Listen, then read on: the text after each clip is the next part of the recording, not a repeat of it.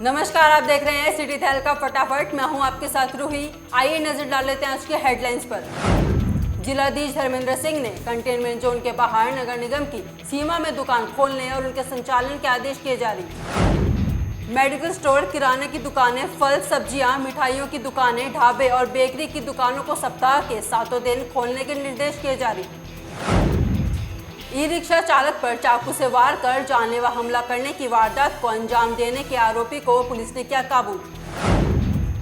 केंद्रीय जल शक्ति, सामाजिक न्याय एवं अधिकारिता राज्य मंत्री रतनलाल कटारिया ने किया पानीपत का दौरा। मीटिंग में यमुना को भी गंगा की तरह साफ सुथरा रखने पर की गई चर्चा। जिले के डॉक्टरों ने डॉक्टर्स डे पर आमजन को दिया संदेश। महामारी के चलते सोशल डिस्टेंस का हर स्थान पर रखे ध्यान। सामान्य अस्पताल के डॉक्टर प्रदीप ने आमजन से मांगा सहयोग। अस्पताल में केवल वही व्यक्ति सैंपल देने के लिए आए जो बना सकते हैं संयम। हरियाणा समेत 3 राज्यों की सहमति पर कांवड़ यात्रा पर रोक लगाने का किया गया फैसला। पानीपत उपायुक्त धर्मेंद्र सिंह ने जिला वासियों से इस वर्ष कांवड़ यात्रा न करने का किया आग्रह। कोरोना महामारी के चलते पीएम मोदी ने गरीबों को राहत देने के लिए किया बड़ा ऐलान। पीएम स्ट्रीट वेंडर्स योजना के तहत पथ विक्रेता, रेहड़ी चालक व फेरी वालों को बैंक के माध्यम से अब 10,000 का मिलेगा लोन। समाखा की पंजाबी धर्मशाला का निर्माण कार्य अब तक भी अधूरा। महामारी के आने से पहले शुरू हुआ था कार्य। धर्मशाला प्रधान ने अधिकारियों से की मांग, निर्माण कार्य को जल्द कराया जाए पूरा। जिले में कोरोना कहर लगातार जारी, महामारी नहीं ले रही रुकने का नाम। जून माह में 149 केस आए सामने, 39 केस हुए सामूहिक संक्रमण का शिकार। मासूम बच्ची समेत 4 नए मामले आए सामने, क्षेत्र में मचा हड़कंप। परिजनों के सैंपल लेकर सभी को किया गया होम क्वारंटीन, आसपास के लोगों की जा रही स्क्रीनिंग। स्वास्थ्य विभाग पॉजिटिव पाए गए लोगों के संपर्क में आए लोगों को कर रहा ट्रेस। प्रशासन क्षेत्रों को कंटेनमेंट जोन घोषित करने के बाद भी बरत रहा लापरवाही। क्षेत्र में किसी प्रकार का नहीं कोई प्रतिबंध। जिले में कोरोना संक्रमित रोगियों की संख्या का आंकड़ा पहुंचा दोहरे शतक के पार। एक्टिव केस की संख्या हुई 78। पानीपत में कोरोना कहर लगातार जारी। आज फिर एक मासूम बच्ची सहित 6 केस आए पॉजिटिव। तहल का फटाफट में अब खबरें विस्तार से। केंद्रीय जल शक्ति, सामाजिक न्याय एवं अधिकारिता राज्य मंत्री ने पानीपत का दौरा किया। दौरे के दौरान सीईटीपी, एसटीपी व ड्रेन नंबर 1 व अन्य स्थानों का दौरा कर विभाग को देंगे रिपोर्ट। गंगा की तरह यमुना में नमामि नमो गंगे की तर्ज पर काम होगा। इस दौरान उन्होंने जन स्वास्थ्य, HSVP, रिफाइनरी, प्रदूषण विभाग व नगर निगम के अधिकारियों के साथ यमुना को गंगा की तरह कैसे साफ सुथरा करे उस पर चर्चा हुई। मोदी सरकार गंगा सहित हिंदुस्तान की सभी नदियों के जल को स्वच्छ बनाने की दृष्टि, यमुना जो है वो गंगा के साथ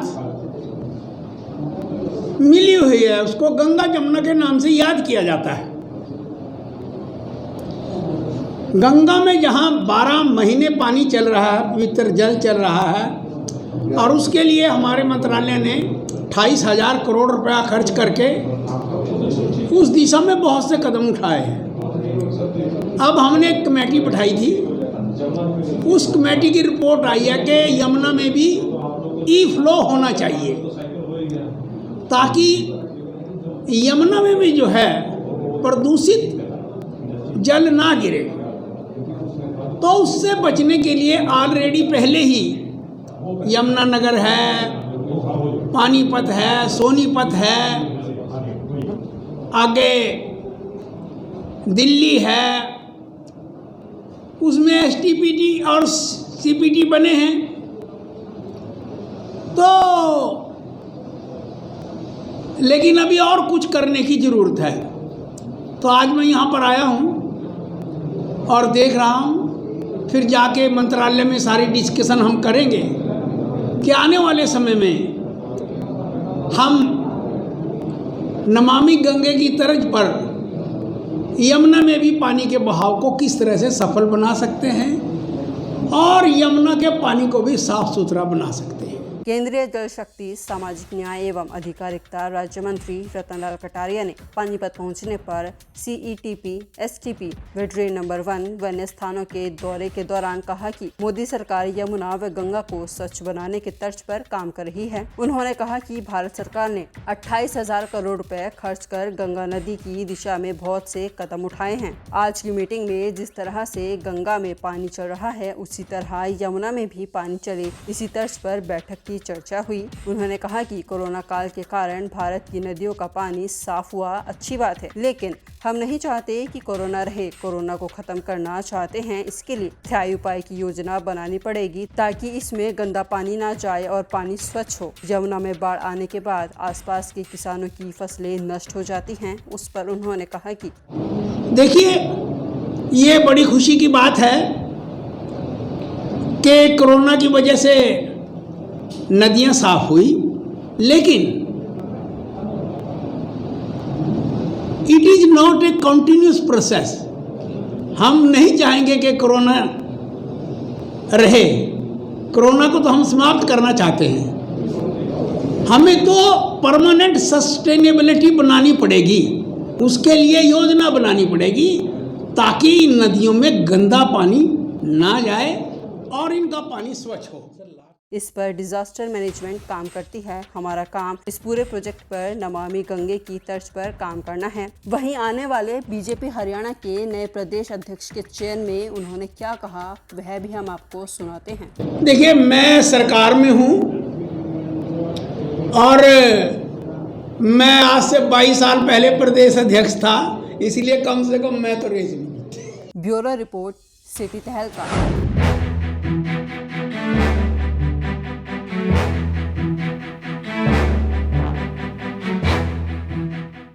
कोरोना महामारी के चलते स्थिति को देखते हुए कावड़ यात्रा को लेकर 3 राज्यों के बीच बैठक हुई, जिसमें हरियाणा, उत्तर प्रदेश व उत्तराखंड राज्य शामिल हुए और तीनों राज्यों की सहमति पर कावड़ यात्रा पर रोक लगाने का फैसला लिया गया। वहीं पानीपत उपायुक्त धर्मेंद्र सिंह ने भी जिला वासियों से इस साल कावड़ यात्रा नहीं करने का आग्रह किया है। कावड़ यात्रा को लेकर लघु सचिवालय के सभागार में सोशल डिस्टेंस का ख्याल रखते हुए अधिकारियों की जिला स्तरीय बैठक का आयोजन किया गया, जिसमें यह फैसला लिया गया कि लोगों से अपील की जाए कि इस साल कावड़ यात्रा न करें। उपायुक्त धर्मेंद्र सिंह ने कहा कि कावड़ लाना एक धार्मिक यात्रा है, लेकिन इस बार सभी मंदिरों में भी जल चढ़ाना कोरोना के कारण वर्जित कर दिया गया है। उन्होंने कहा कि जान है तो जहान है और सावधानी ही सुरक्षा का मूल मंत्र है और ऐसे समय में ऐसे सामूहिक धार्मिक कार्य करना ठीक नहीं है जहां भीड़ इकट्ठी होती हो। सरकार की गाइडलाइंस के अनुसार सभी सामूहिक धार्मिक, सामाजिक व राजनीतिक समारोह व कार्यक्रमों के लिए दिशा निर्देश लागू किए गए हैं और जो भी व्यक्ति निर्देशों का उल्लंघन करता पाया जाएगा उसके खिलाफ सख्त कार्रवाई की जाएगी। ब्यूरो रिपोर्ट, सिटी तहलका। कोरोना महामारी के आने से पहले शुरू हुआ था संभालका की पंजाबी धर्मशाला का निर्माण कार्य, लेकिन इतने महीने बीत जाने के बाद भी अब तक नहीं हुआ समाप्त। दरअसल संभालका के पंजाबी धर्मशाला का निर्माण कार्य अब तक भी पूरा नहीं हुआ है। वहीं जब इस बारे में पंजाबी धर्मशाला के प्रधान से बातचीत की गई तो उन्होंने जानकारी देते हुए बताया कि महामारी के फैलने से पहले ही संभालका की पंजाबी धर्मशाला के निर्माण का कार्य शुरू हो चुका था। जिसके द्वारा यह निर्माण कार्य शुरू किया गया था, वह ठेकेदार पैसे लेकर कुछ दिन बाद ही फरार हो गया, जिसके चलते दूसरे ठेकेदार को धर्मशाला का जिम्मा सौंपा गया। उन्होंने बताया कि जब मैं दोबारा धर्मशाला गया तो वहां पर निर्माण का कार्य बंद पड़ा हुआ था। जब ठेकेदार से फोन पर इस विषय पर बातचीत की गई तो ठेकेदार ने बीमारी का बहाना बनाकर आश्वासन देते हुए कहा कि धर्मशाला का कार्य कुछ ही दिन में समाप्त कर दिया जाएगा और ठेकेदार ने कहा कि लॉकडाउन के चलते निर्माण कार्य बंद हो गया था। वही प्रधान ने बताया कि इस विषय पर SDM से मिलकर चर्चा की जाएगी, तभी पंजाबी धर्मशाला का निर्माण कार्य जल्द से जल्द पूरा हो सकेगा। मैं सबसे पहले तो आपके चैनल को मुबारकबाद देता हूँ जो आप यहाँ लेने आए हैं। मैं संभालका पंजाबी सभा का प्रधान होने के नाते जो हमारी पंजाबी धर्मशाला बन रही है उसके बारे में मैं 3-4 बार वहाँ धर्मशाला में गया हूँ। वहाँ पता लगा, पहले तो थोड़ा बहुत तो काम चल रहा था, उसके बाद पता लगा कि ठेकेदार पैसे ले गया है, दूसरा ठेकेदार लगा दिया है, हमारे को पैसे नहीं मिल रहे। उसके बाद फिर गया मैं, उन्होंने कहा जी ठेकेदार बहुत बीमार है। मैंने उसका नंबर लिया, उन्होंने मेरे को आश्वासन दिया कि जी आपका काम 5-7-10 दिन में बहुत स्पीड से हम कर देंगे। उसके बाद कोरोना लगने के बाद उधर जाने का चक्कर नहीं लगा। आज मेरे को पता लगा है कि बिल्कुल धर्मशाला का काम बिल्कुल बंद पड़ा है। इसके बारे में हम एसडीएम से बात करेंगे और उसके बाद जो बात है। संभालका से सिटी तहलका के लिए रतनलाल की रिपोर्ट। कोरोना संक्रमण के खिलाफ जारी लड़ाई के बीच पीएम मोदी ने गरीबों को राहत देने के लिए किया बड़ा ऐलान। इस विषय पर नगर पालिका सचिव ने जानकारी देते हुए बताया कि PM street vendors Atmanirbhar Nidhi योजना के तहत पथ विक्रेता, रेहड़ी चालक व फेरी वालों को अब बैंक के माध्यम से 10,000 का लोन दिया जाएगा, जो कि अनसिक्योर्ड लोन होगा। ऋण वापसी 1 वर्ष में 12 मासिक किस्तों के माध्यम से होगी। ऋण पर किसी प्रकार की बंधक गारंटी नहीं होगी। समय पर या समय से पहले ऋण वापसी करने पर 7% की सब्सिडी होगी। वही प्रथम ऋण की समय पर वापसी पर अधिक ऋण की उपलब्धता होगी और डिजिटल लेन देन पर 50 से 100 तक की मासिक नकदी वापसी का प्रोत्साहन किया गया है। जो भी गरीब तबका हो जल्दी से जल्दी इस महामारी से बाहर निकले, उसी को देखते हुए गली विक्रेताओं के लिए एक स्कीम पीएम स्वनिधि योजना जो है वो लॉन्च की जा रही है। इसके अंदर 10,000 रुपये तक का लोन जो है वो गली विक्रेता जो भी सब्जी वगैरह या आइसक्रीम या कोई भी ऐसा गली में जो बेचता है गली विक्रेता, उसको हम बोलते हैं स्ट्रीट वेंडर है, तो उसको हम 10,000 रुपये तक का लोन बैंक के माध्यम से मिलेगा। ये अनसिक्योर्ड लोन होगा। इसमें उनको 7% सेंट्रल गवर्नमेंट की तरफ से छूट है ब्याज में, और 2 से 3% अभी स्टेट गवर्नमेंट आजकल में डिसाइड करने जा रही है, वो भी एक्स्ट्रा छूट उनको मिलेगी। इसके लिए वो ऑनलाइन भी अप्लाई कर सकते हैं सीएससी और अटल सेवा केंद्र के माध्यम से, और वो अब ऐप लॉन्च होने जा रही है। ऐप के माध्यम से भी स्ट्रीट वेंडर अप्लाई कर सकते हैं। वहीं उन्होंने जानकारी देते हुए बताया कि योजना का लाभ प्राप्त करने के लिए नगर निगम, नगर पालिका परिषद व नगर पंचायत में संपर्क किया जा सकता है। संभालका से सिटी तहलका के लिए रतनलाल की रिपोर्ट।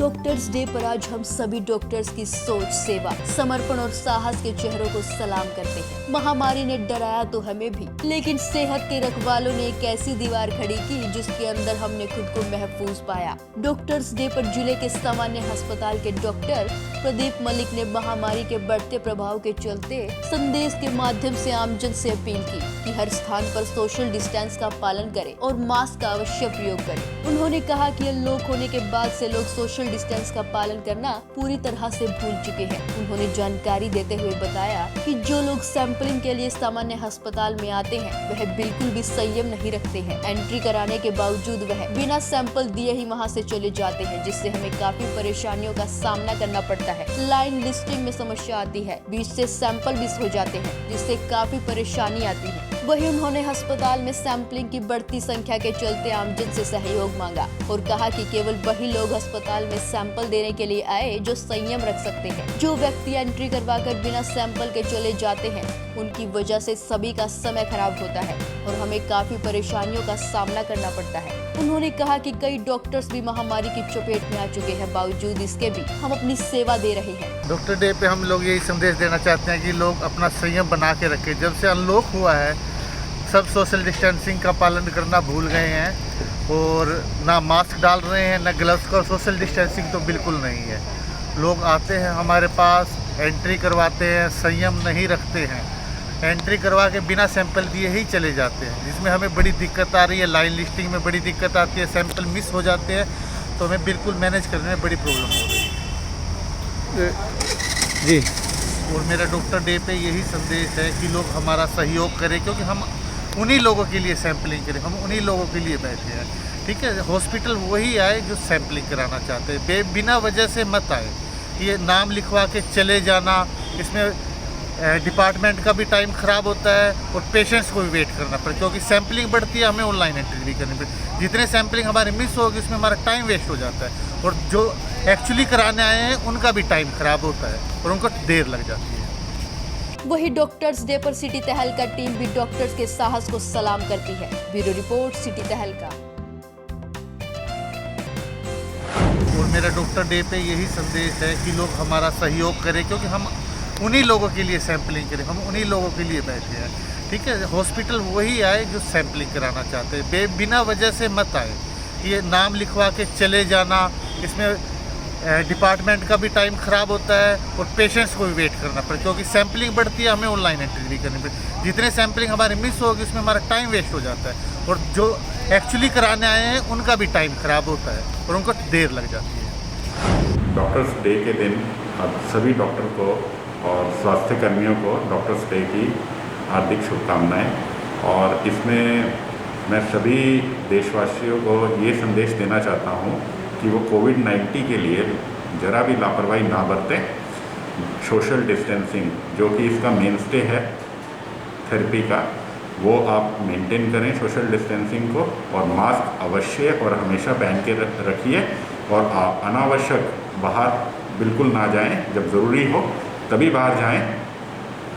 धन्यवाद। नमस्कार जी, मैं डॉक्टर अभिनव नेजा प्रेम अस्पताल से आप सभी को डॉक्टर्स डे की शुभकामनाएं देना चाहता हूं।